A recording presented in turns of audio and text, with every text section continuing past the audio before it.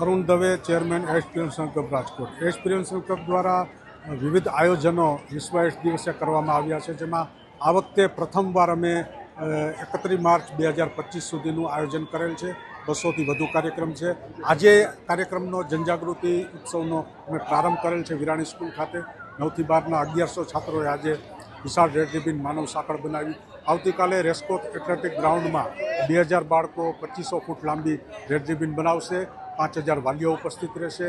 રવિવારે school of science ખાતે seminar, rally અને રેડ રિબિન બનાવવામાં આવશે. સોમવારે સમગ્ર રાજકોટ શહેર જિલ્લાની 1500થી વધુ શાળાના 2 લાખ છાત્રો ધોરણ 9થી 12ના પોતપોતાની શાળામાં રેડ રિબિન બનાવશે. આ માટે જિલ્લા શિક્ષણ અધિકારીએ પરિપત્ર પણ બહાર પાડી દીધો છે. તો સમગ્ર જે આયોજન છે એની પાછળનો અમારો ઉદ્દેશ લોકોમાં જાગૃતિ આવે ખાસ કરી, અને એટલા માટે આ આયોજન કરવામાં આવ્યું છે. નિયંત્રણની આપણે જો વાત કરીએ, વૈશ્વિક સ્તરે અત્યારે આપણને 39% જેવી સફળતા મળી છે.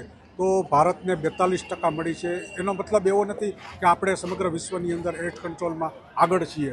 આપણા જે ગામડાઓ છે, નાના નાના જે શહેરો જિલ્લાઓ છે, ત્યાં HIV એડ્સનું પ્રમાણ વધારે છે.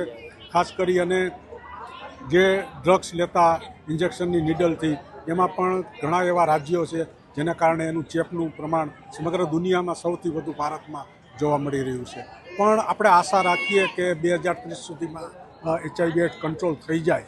કારણ કે 1981માં જ્યારે HIV પહેલીવાર દેખાણો, ભારતમાં 1986માં પહેલીવાર દેખાણું, ત્યારથી આજ દિવસ સુધી હજી એની કોઈ ચોક્કસ રસી કે દવા શોધાઈ નથી. એટલા માટે આવા કાર્યક્રમો કરવા પડે છે.